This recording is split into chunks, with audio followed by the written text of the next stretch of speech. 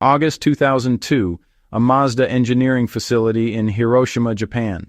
Chief Engineer Nobuhiko Yamamoto stands before a group of journalists about to deliver news that will devastate Rotary enthusiasts worldwide. Behind him, a slideshow counts down Mazda's Rotary engine production numbers declining year after year. Is this the end of the Rotary engine? Yamamoto's pause says everything. Mazda remains committed to Rotary technology, but the 13 BREW, as currently configured, will cease production with the final RX-7 in April 2003. Will there be a successor? Another pause. Longer this time. We are exploring future Rotary applications, but they will be different. What Yamamoto doesn't say, what he can't say, is the truth. The 13 BREW isn't being retired because it failed. It's being killed because it succeeded too well at being exactly what Mazda could no longer afford to build. A magnificent, impractical, financially devastating engine that represented everything great and terrible about Mazda's engineering philosophy. This is the story of the 13 BREW. The engine that proved Rotary technology could compete with piston engines, and why that proof nearly bankrupted Mazda. Because sometimes being right doesn't matter if being right costs too much. So, to really understand why Mazda killed the 13B row, you need to understand Mazda's unique burden. They weren't just another Japanese automaker, they were the Rotary company. The only major manufacturer who bet their entire performance identity on Felix Wankel's unconventional engine design. The Rotary engine, or Wankel engine, was supposed to be the future of automotive propulsion. Fewer moving parts than piston engines, smoother operation, higher power density, and a smaller size.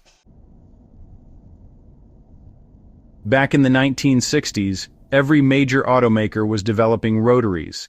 NSU, GM, Toyota, even Mercedes-Benz. But by 1975, they'd all quit. The problems were just too much to overcome. Poor fuel economy, high emissions, apex seal wear, and oil consumption. The Rotary engine was, brilliant in theory and problematic in reality. Except Mazda didn't quit, they just couldn't. They'd invested way too much, staked too much of their reputation on Rotary technology. In 1967, Mazda released the Cosmo Sport with a Rotary engine. And then, in 1978, they released the RX-7. Each generation proved Rotaries could work in production cars, but, well, could work didn't really mean worked well. The first generation RX-7's 12A Rotary made 100 horsepower from 1.1 liters, but got just 17 miles per gallon and needed apex seal replacements every 80,000 miles. The second generation 13B was better, but honestly, it was still thirsty and still wore out faster than piston engines.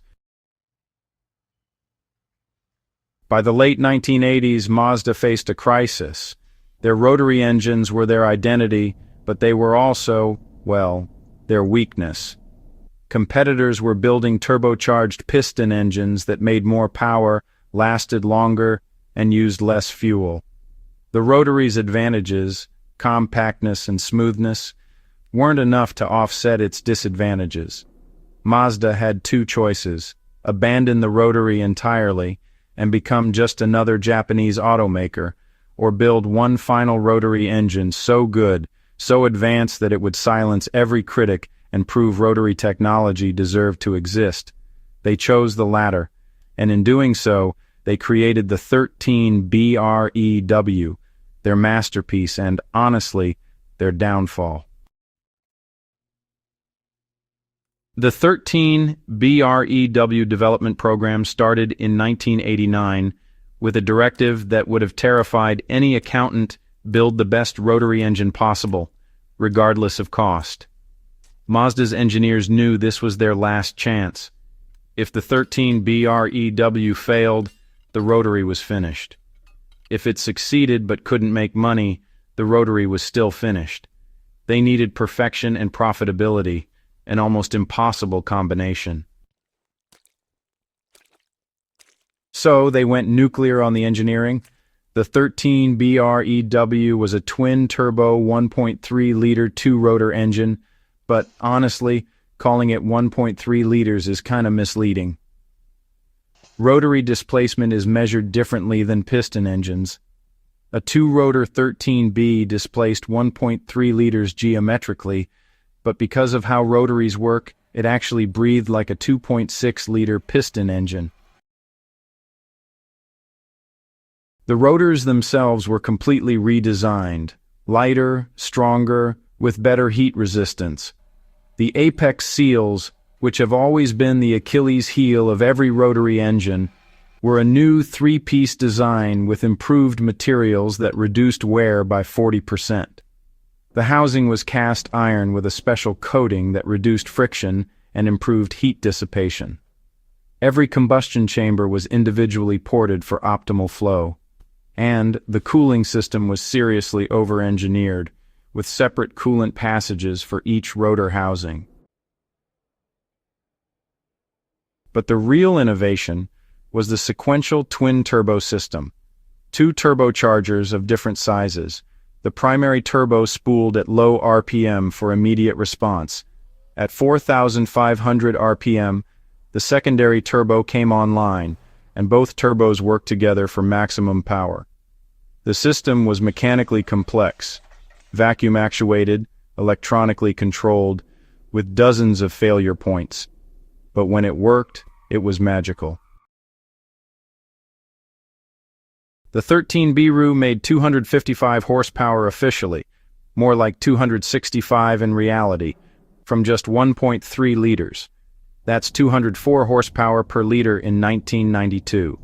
Naturally, the figure was underrated to comply with Japan's 280 horsepower gentleman's agreement, but even the official numbers were staggering for the displacement.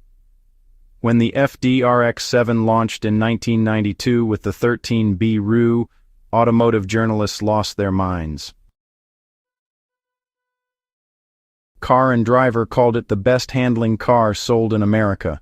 Road and Track said, Mazda has built a near-perfect sports car. Motor Trend crowned it Import Car of the Year. The 13 BREW had done what Mazda set out to do, prove rotary engines could compete. But there was a problem, a massive, unavoidable problem. It cost $7,800 per unit to manufacture for a 1.3-liter engine. Here's the brutal truth about the 13 BREW. Every single component cost more than a comparable piston engine part.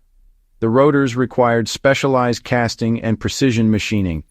Each rotor cost Mazda $340 to produce. A piston from a comparable four-cylinder cost about $35. The apex seals were made from exotic materials with special coatings. Each set cost $180. Comparable piston rings cost $20.